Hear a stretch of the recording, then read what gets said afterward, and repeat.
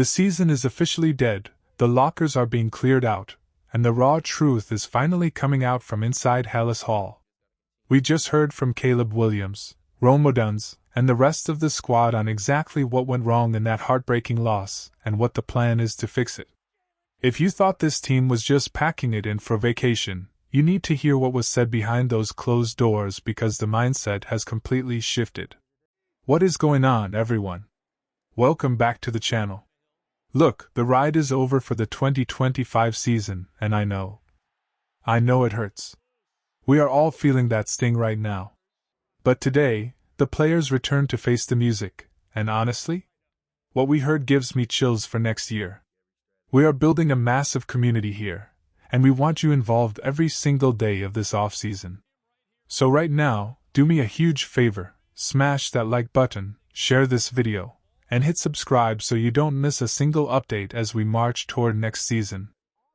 We have to start with the man of the hour, Caleb Williams. He stepped up to the podium not just as a rookie, but as the undeniable leader of this franchise. I have to say, the maturity he showed after such an emotional, gut-wrenching loss was incredible. He didn't hide. He didn't deflect. He talked explicitly about what he needs to improve, pinpointing his footwork and his accuracy as the main targets for this offseason. He said he plans to get with the receivers immediately to work on their chemistry so that when training camp and OTAs roll around, they are already hitting the ground running. And you have to love the self-awareness. Caleb knows he grew, but he also knows he isn't a finished product. The next step for him is pure consistency. It's about eliminating those lows. We saw him capable of making magic, but we also saw throws he usually makes just miss. He wants to get that completion percentage up, and frankly, we need the drops to go down too. But that chemistry he's talking about building in the dark months of the off-season? That is where championships are actually won. When you look back at his rookie year under Ben Johnson, the growth was actually staggering. Think about the pre-snap operation. Remember week 1?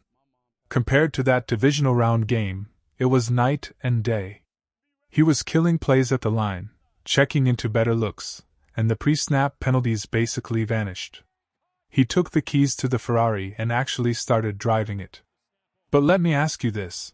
When was the last time we truly felt a quarterback dictate the entire flow of an offense like that in Chicago? He's reading the field. His eyes are in the right spots. Sure, he tried to sidearm one into traffic late in the game, a throw that was ill-advised, but that comes from having supreme confidence in his arm. The biggest shocker, though? The deep ball. Last year, statistically, it was a nightmare. This year? He was well above average, generating more explosive plays than almost anyone in the league. And the sack avoidance? That is the stat that should have you screaming from the rooftops. His pressure-to-sack rate went from dead last in the NFL at 28% to under 10%. That is unheard of. He isn't just surviving back there, he's evolving. Now, we have to address the elephant in the room. The overtime interception. The play that ended it all.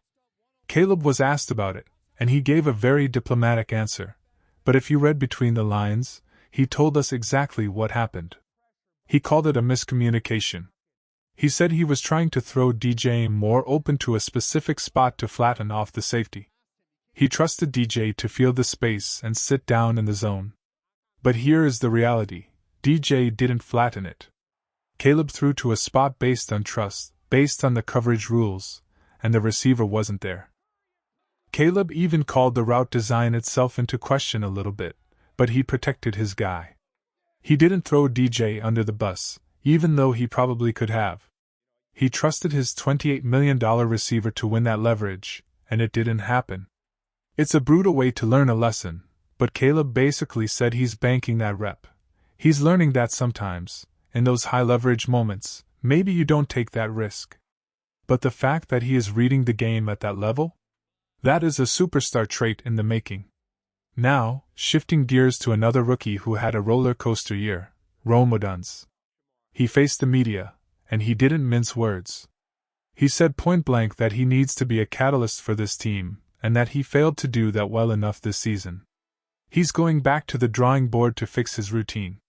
It's frustrating because we know the talent is there. Rome can run every route in the tree. He should be a contested catch demon, but we didn't see enough of it this year. He struggled at the catch point. And then there is the injury. He played through a stress fracture in his foot in the playoffs, which is warrior stuff, by the way, but he says he won't need surgery. He's going to let it heal naturally. I just hope that's the right call.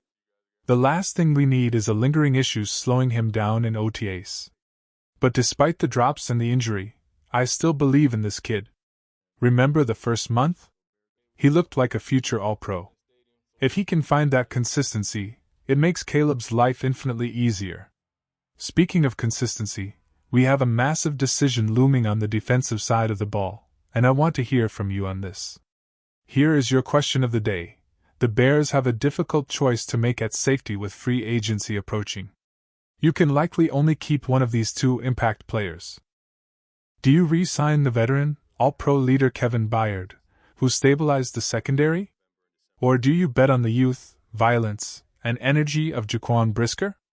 I want you to go down to the comments section right now and cast your vote. Type KB if you want to keep Byard, or type JB if you're riding with Brisker. Let me know what you think. Let's talk about Darnell Wright because this man deserves his flowers. He is now eligible for a contract extension, and frankly, back up the Brinks truck. He was named second-team All-Pro at right tackle. He told the media he wants to be a Bear for his entire career.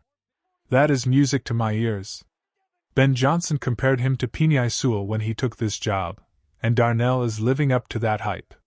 He's a mauler in the run game, he's improved significantly in pass protection, and get this, he played almost the entire season with torn ligaments in his elbow.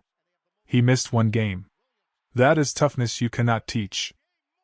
When you look at the tackle market, the price is only going up. You're seeing guys get $22, $28 million a year. Darnell Wright is going to reset the market for right tackles, probably landing somewhere around $26 million or more. And you know what? You pay it. You pay it with a smile. Ryan Poles took heat for passing on Jalen Carter to draft Wright, and while Carter is great, Wright has become a cornerstone of this offensive line. It was a bold pick, and it was the right pick. Locking him up this offseason should be priority number one. And then there is Jaquan Brisker. We touched on him a minute ago, but listening to him speak was emotional. He hates losing more than anything. He said it might have been his last time in a Bears uniform, and he wanted to soak it all in. If that was his last game, he went out like a legend. He was the best player on the defense against the Rams. Sacks, tackles for loss, breaking up passes against Puka Nacua one-on-one, he was everywhere. But the business of the NFL is cruel. You have Kevin Byard, Deshaun Wright, and others hitting free agency. The team wants to get faster. They need more speed on the back end to handle the twitchy receivers in this league. Brisker is a hammer, but is he the speedster they need? Kevin Byard, on the other hand, is the steady hand. He led the NFL in interceptions again. He brings that veteran leadership that a young team craves. He wants to come back. He said there is mutual interest. He wants to finish what they started here. If I had to guess, the arrow might be pointing toward Byard simply because of the stability he brings to a defense that is ready to win now. But letting a homegrown talent like Brisker walk? That is a pill that is going to be hard to swallow. Ultimately, the vibe from the locker room on clean-out day was unanimous. This team believes. They believe in Caleb Williams. They believe in Ben Johnson. Adam Johns reported that the most common theme was total faith in the quarterback and the head coach. That alone makes this season a success. Think about where we were. If I told you at the end of the 2025 season that we'd have 11 wins, a division title, a playoff win, and a locker room that is fully bought in, you would take that deal in a heartbeat. The culture has shifted. This city has rallied around Caleb. He has electrified Chicago in a way we haven't seen in decades. We aren't rebuilding anymore. We are reloading. The window is officially open.